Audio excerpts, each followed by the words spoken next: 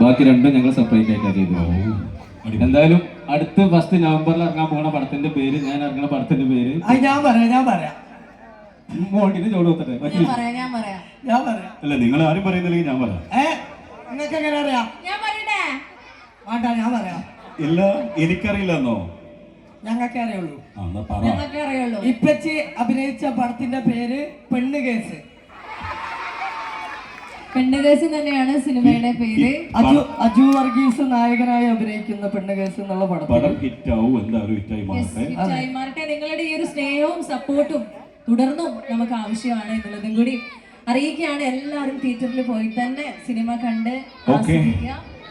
അങ്ങനെ കോയക്കന്റെ വിശേഷങ്ങൾ നമ്മൾ കേട്ട് കഴിഞ്ഞു. കുഞ്ഞാപ്പൂന്റെ വിശേഷങ്ങൾ പുതിയതെന്തെങ്കിലും? പുതിയതെന്ന് പറഞ്ഞു കഴിഞ്ഞാൽ മഹേഷിന്റെ കിണർ എന്ന് പറഞ്ഞിട്ടൊരു സിനിമയില്, മഹേഷിന്റെ കിണർ. ഓക്കെ.